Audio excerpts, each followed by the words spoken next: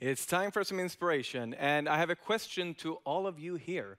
What does all of you marketeers have in common with one of the world's leading expert throw-in coaches? Let's find out. Welcome up on stage, Thomas Grønnemark.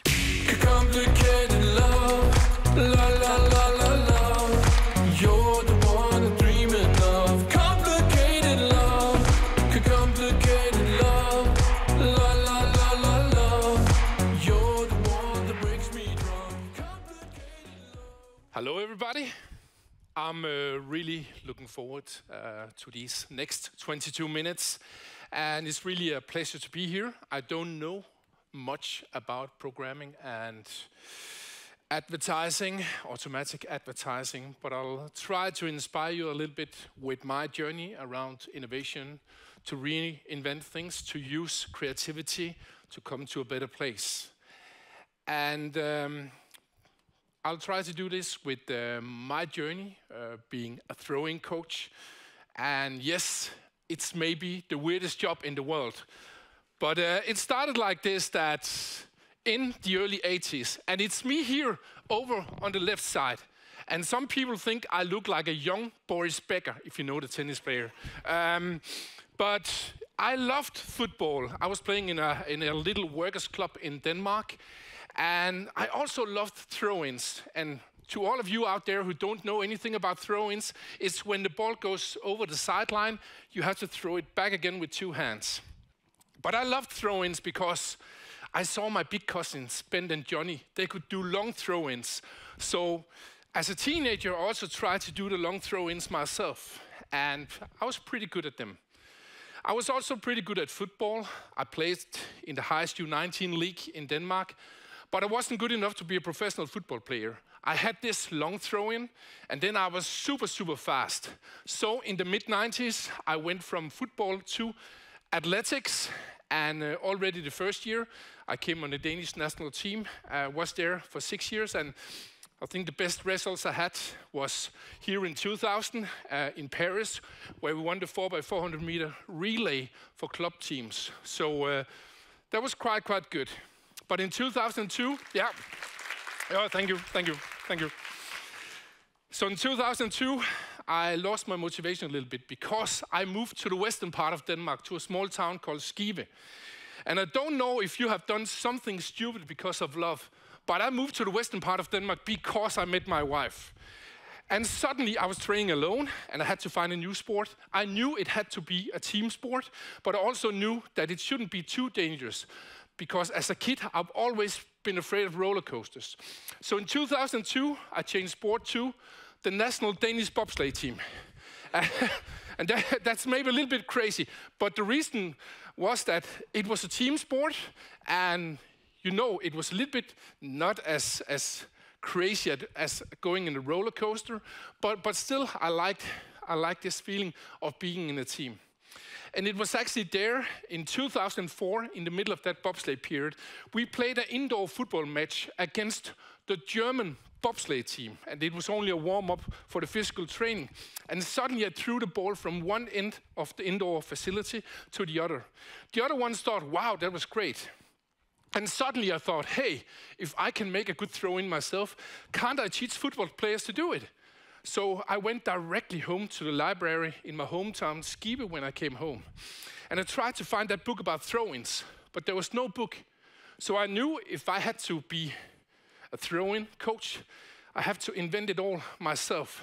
So in 2004, I got my very first professional football team, a Super League club in Denmark called Viborg. And that was really, really great. I was working with the long throw-in, the fast throw-in, and the clever throw-in. So all in all, everything you can imagine around throw-ins, both the length, but also space creation between the players so you can keep the ball, create a chance to score a goal. My biggest dream was to reinvent the whole football world, because no one cared about throw-ins. And after I had a couple of years in the Danish Super League, I thought, hey, I'll get my international breakthrough fast.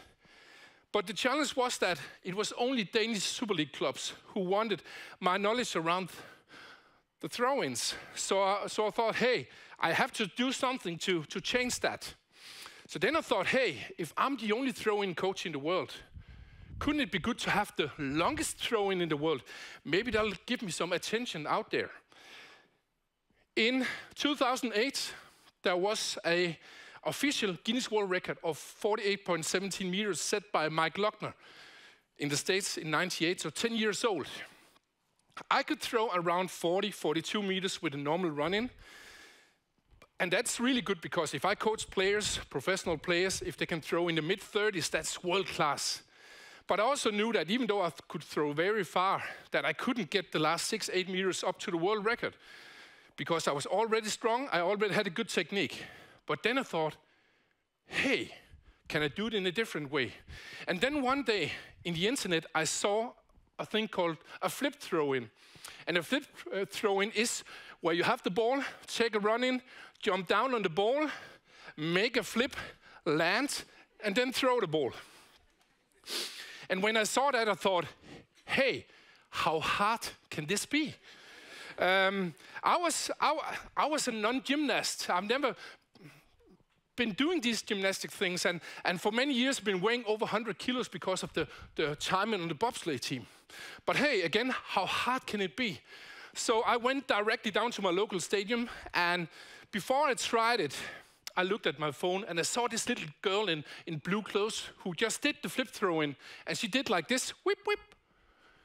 And wow, that looked easy. And I knew that I couldn't beat the world record in training, of course, but I was sure I would throw longer. So I took the ball, came up, landed, and then 2 days after, down at the physiotherapist, I realized that I didn't have enough skills. I have gigantic challenges, and I didn't know enough. So within 6 months, I had help from 3 different gymnast coaches. First of all, a good work colleague who helped me get up on my hands. The second thing was to make a flip without the ball. And then in the end, I got help from the national gymnast coach from Denmark, Frank. And I'll say that's one of my best advice here today is that we know from research that the closer relations we have in our teams, the better we perform. We also know that the more knowledge we share, the more help we get, the better we perform too. And I think that's often an overlooked thing, not only regarding performance, but also regarding innovation. That we have to create those great relations between us. And the better relations we have, the more are we willing to share. So with all this help from these gymnast coaches, I was ready to do a world record attempt. I had the chance in August 2008 to make a world record attempt in the national match between Denmark and Spain. And to be honest, I was totally nervous because, first of all, I've never been throwing for so many people in my whole life. But also, the same day, there was an airplane crash in Madrid, 150 people killed. So, of course, they thought about canceling the match.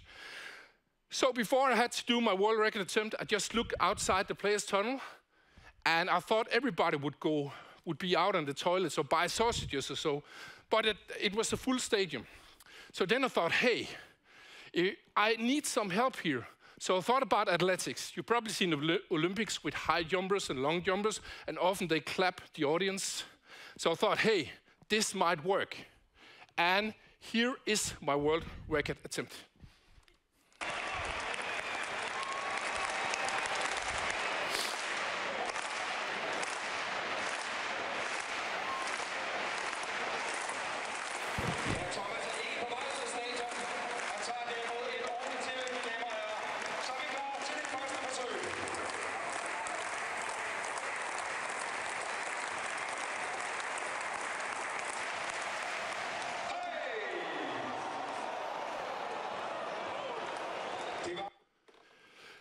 This was a fantastic experience. I didn't beat the world record. If you see the official video, you can see this is a big ruler.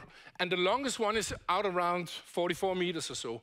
But I raised around 15,000 euros for diabetes research, so it gave me a lot of motivation. Yeah, I I also had a world record attempt more in 2009 in a match between Hertha Berlin and Wolfsburg at the Olympic Stadium in Berlin. And here they had this running track, and I could get a full run in. But the challenge was that, I don't know if you've ever been on a running track when it's raining, athletics track there, and when it's raining, it's totally slippery, like ice. And I woke up that morning and found out that it would be raining the whole day. So I had to take a decision. Either you cancel your attempt or you have total failure. And the reason why you have total failure if you do it there is because you have to put the ball just in front of your feet. Because normally you'll go out with the ball here, but if you do that, you'll break your neck. So I had the choice, either cancel or make it, but with a failure. I chose number 2 because I thought you'll never get a chance again to throw in Berlin. So down at that match, there was 40,000 spectators. I was clapping again, like in the national match in Denmark. And I just thought, this isn't going to work. And it was a total catastrophe. I threw around 35 meters, but somehow it gave some motivation. So I started doing 46 meters, 47 meters in training. I almost had the world record. But then in 2009, I heard on the internet that an Englishman called Danny Brooks set a new official Guinness World Record with a throw of 49.78 meters. So I was really angry at that Englishman. You know, you're just coming towards a goal, and then it moves. It should stay so you can reach it. So I was frustrated. So then I realized suddenly a couple of days after that when you're doing a world record attempt with the throw-ins, there's no limits for the wind. You can have as much wind as you want. And then suddenly I remember a small town on the Danish west coast called Vorburg. And I thought, hey, that would be great to throw there. Just with 25, 30 meters per second or so. So yes, that's the way I have to beat the world record. So I visualized it everything to 60 meters. 60 meters. But then again, I realized I couldn't beat the world record that way. Then I thought, hey, where can I get the best help? And that's also a thing, also good for you to think about regarding innovation, reinvention, and so what is the best thing you can do to improve yourself? And my biggest challenge was to hold on to the ball when I jumped down on it, because you know when you are moving or you're sweating a little bit in your hands, it's really risky. So first I started with, do you know that sticky stuff from handball? Do you know handball, the sticky stuff they're using there? I tried that first, but it was sticking way too much. So because, yeah, it didn't work. Again, I'll say that I was not sure what I could use to improve my hands and the grip and everything. But then suddenly, one Friday evening, I was sitting in the couch. I have 2 kids, Daniel and Isabella. And I was sitting in the couch Friday evening. Every Friday evening, my kids are seeing Disney show, and they're always getting candy. So I was sitting in the couch, and then Isabella was going besides me. And then I don't know why, but I touched her hands. And I thought, hey, they are sticky. But in a moderate way. So I contacted DR1 in Denmark, the biggest Danish television station. I contacted a children's program called Summer Mom, and I asked them, should we test what kind of sticky stuff that's best when you want to do a world record attempt with a flip throw-in? And luckily enough, they thought that was a quite natural thing to test in television. So together with some kids, I took 3 balls. One, we put prunes on it, one with sweets, and one with licorice. A standing throw-in with each of the 3 balls, and then a flip throw-in with the winner. The winner was licorice, so since then I've been using licorice every time that I'm doing world record attempts. And again, I'll say it's not enough just to have it in your hands. You take 2 pieces, and then into your mouth, chew, and then... And I know it sounds disgusting, but if you want to reach something also in your advertising business, then you have to do some gross things sometimes. But, yeah, we shouldn't get more into this. But again, this licorice helped me a lot because when I jumped down on the ball, I felt safe. And when it came around again, yeah, I could also release the ball because it was only sticking in a moderate way. And it meant that in April 2010, I threw 47.00 in our official record attempt. May 2010, I threw 48.60. So over the old world record, but still a meter from the new one. And then in June 2010, I was so good or lucky to beat the official Guinness World Record with a throw of 51.33 meters. Thank you, thank you. And you'll see it here.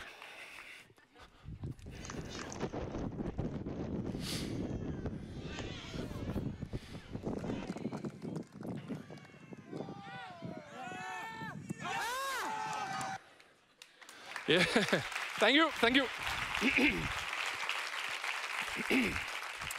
So, I had the world record. A lot of media talked about my world record, but I didn't get my international breakthrough. I was still coaching Danish Super League clubs, and yes, of course, that's great, of course. But my biggest goal was to change football, reinvent football, and coach the biggest clubs in the world. So I thought, hey, I have to reinvent myself too, my coaching too.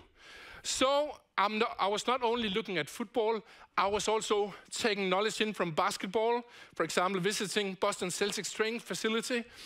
But I was also taking knowledge from many, many other places. And that's one of my pieces of advice here for you today. Yes, of course, you should take a lot of knowledge, data, and so from the business you're in now. But sometimes we can take in knowledge from other places. For example, some of the knowledge I used was from museums. Sometimes when I saw a painting, then I saw running patterns. And for example, this painting is from an Austrian painter called Friedenreich Hundertwasser.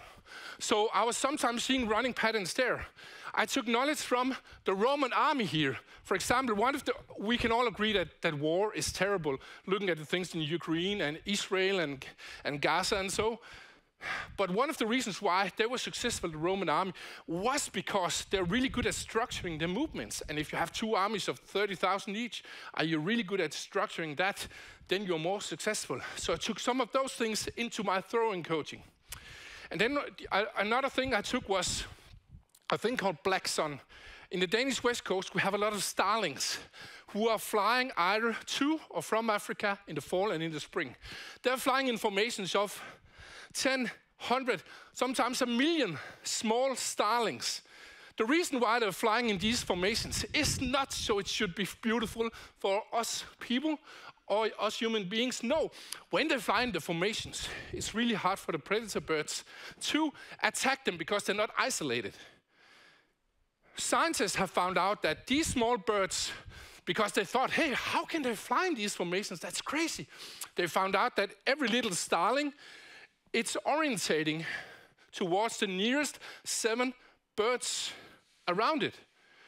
And it's because they have eyes on the side of the head. So again, I've used some of the knowledge there from the starlings to work with scanning, for example, in my throwing coaching, because scanning is really important, not only in football, but in life in general. So again, I learned a lot from these starlings and the research there. I'll also say that scientists also found out that these starlings, they are also sometimes sitting at the predator bird as a defense mechanism. I've chosen not to take that into my throwing coaching. So, but again, this helped me a lot. I was getting better and better and better. My long, fast, and clever throwing philosophy was getting bigger and bigger and bigger. And then suddenly, it helped me a lot. Because in July 2018, I was going on a summer trip with my wife and my kids. And I just had to check the phone suddenly, and it was a +44 number, the country code from England. And I thought it was just a salesman selling me some pens. But then I listened to the voicemail, and then it was Jürgen Klopp from Liverpool FC. And for those of you who don't know much about football, that's a really big football club out there. And I called him back, but he didn't answer, and that was lucky because my heart was just pounding totally. So I went into the chocolate shop we had to visit to my wife, and I said, hey, Jürgen Klopp has called. And she said, did you say Jürgen Klopp? Yes, Jürgen Klopp has called. Then we agreed on driving home to ourselves, take the most important call in my life. So I was driving the car. My wife was sitting beside me, the kids in the back. And suddenly the phone rang. And my wife says, "It's Jürgen." And then I took the car and drove directly to the right into a grass field. And it was Jürgen Klopp, and he told me, we had a fantastic season in the 17-18 season with a 4th place in the Premier League and the Champions League final. We lost to Real Madrid. But we lost the ball almost every time. So Jürgen Klopp called me and asked me for a meeting at their training facility in Melwood. And it should only been a meeting, but I had the pleasure to coach 21 Premier League players already the day after. And yeah, the week after I signed a contract with Liverpool FC, and the last 5 seasons I've been with them. So again, how important are throw-ins? There are 40 to 60 throw-ins in a match. You're using approximately 20 minutes of playing time out of the 90 on throw-in related situations. So it means a lot. The season before I came, Liverpool had a possession on 45.4%. We're only number 18 out of 20 in the Premier League, so 3rd last on these statistics. But in my first season, 18-19 season, we went from 45.4% to 68.4%. We also went from number 18 in the Premier League to number 1, also to number 2 in the whole Europe, just after one of my other teams, FC Midtjylland from Denmark.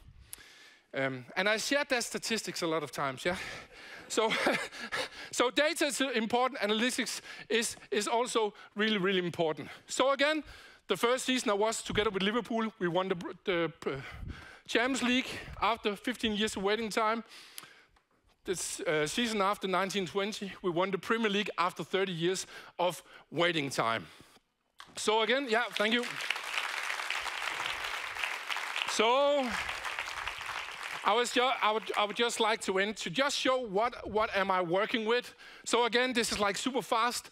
We have a throw-in up there. It's the Champions League against RB Salzburg. First, we're looking at the opponent's defending pattern. How are they standing? That can be one thing from the start. It can change. Then we're looking at good areas. Up here, we have Virgil van Dijk. He's free in the mini switch. So can we give it to him? That's really good. RB Salzburg, they're marking zone defense up there. But the disadvantage with zonal defense is that you can't pressure so much. So what we do here is Trent has the throw-in. We make, just in a few seconds, we make a return pass. We make a return pass. Back again. We switch the play to the mini switch. And you can see all the Salzburg's players there. Most of them are over on the other side. We can progress like 60, 70 meters up the pitch without pressure. The pressure comes now. And yes, in the end, we have a 1-2, world class, and then a goal, yeah. So again, the question to me is, how do you reinvent your business? You're coming from many different countries. You're coming from many different businesses too. And of course, it's not everything you can reinvent. But I'll again recommend you to take knowledge from many different places. I recommend you to strengthen your relations. They're probably already good, but can they be even better so we can share knowledge? So again, I think the sky's the limit regarding innovation, regarding reinventing, regarding using our creativity. And again, this is, I think you're actually the first ones who are going to notice. No one knows it in Denmark. I don't even think my mother knows it. But the music you heard before, you know, when I was coming in, that's my first single released in music in a month. So again, no matter what you are, you can reinvent yourself if you think that the quality you're doing is good enough. So again, that was it. I wish you all a lot of work joy, a lot of reinvention, no matter where you are. Have a great day.